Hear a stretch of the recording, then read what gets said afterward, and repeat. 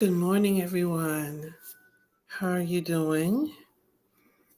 Come in the room, get your coffee. I didn't make mine this morning. I kind of overslept.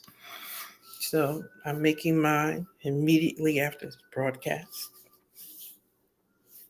Share it live with your community because over here we don't grow alone. We grow in unison and in partnership. I hope you had a restful night and you're ready to take the day by storm.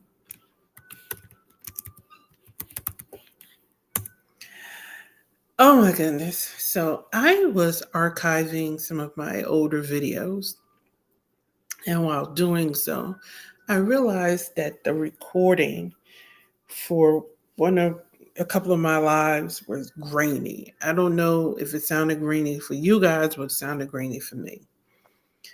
So I wanted to restate a few points I thought may have gotten missed. Now, don't forget, talk back. If you are catching this by the replay, hashtag replay. If you have some points that you disagree with, have questions with, put your questions in the comments, direct message me, or email me.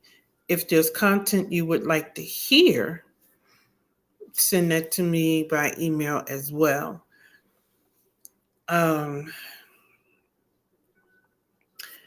DCMA, which is the Defense Contract Management Agency, has a series of events going on this week and next week.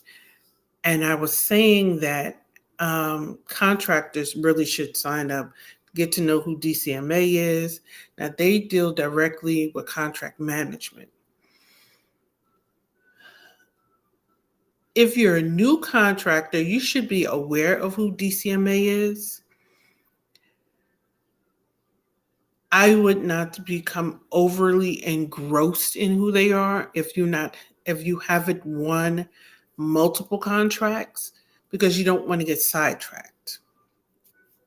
But you should be aware of who DCMA is and the different role they hold from DCAA, which is the Defense Contract Audit Agency.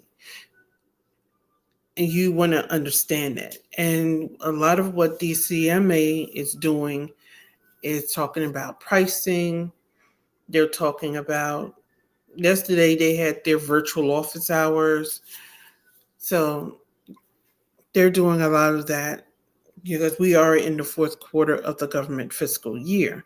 So this is the time of year that they do their open door policy, their meet and greets. They come out to help contractors, especially small contractors, get their pricing and rates together. And I've said it before and I'll say it again. You should already be working on your strategic plan for the next government year. I'm going to say that again. You should already be working on your strategic plan for the next government year.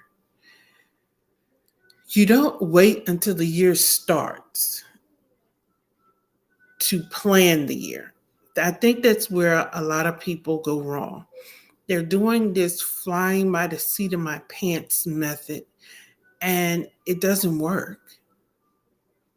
Your rates should be locked and loaded, and you adjust them based upon your actuals, not based upon the spirit of the moment.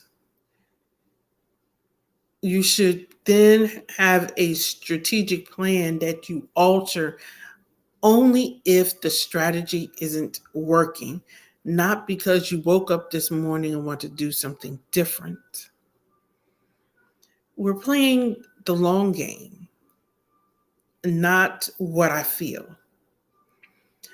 And a lot of people aren't seeing the contracting or business growth that they want to see because they're not playing the long game.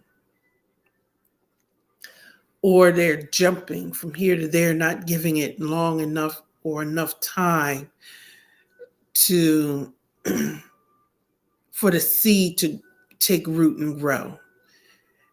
And as quiet as it's kept, sometimes it can take a year or two for a seed to take root and grow. I remember reading, and I never really looked it up, so if I'm wrong, correct me, hearing that a bamboo tree takes years to grow to full maturity. And I know somebody is going to say, but I'm talking about a business. Why does everybody think a full, mature, profitable business can be had overnight? I don't understand. But it's the same for contracting. The larger contracts typically have a 2 to 3 month RFP period. There's a ramp up period. Then you typically work 30 days before you even bill. So you're talking about 60 days in the hole before you get your first payment. We're playing the long game. So you need to have a long game strategy.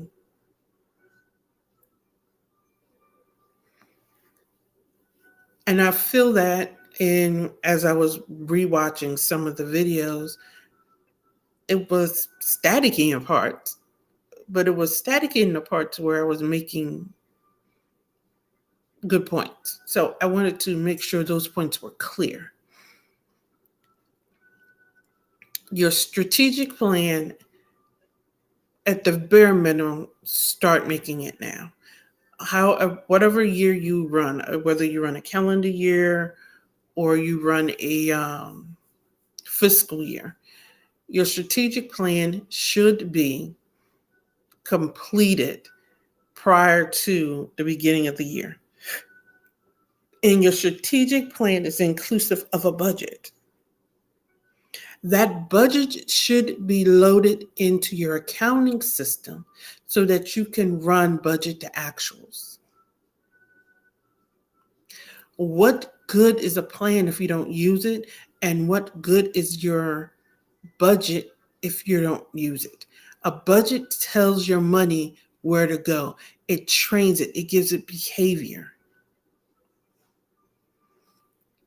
If you're not tracking your actuals, you're not ensuring that your money is behaving in the way that you need it to behave so that you can run an effective and efficient business.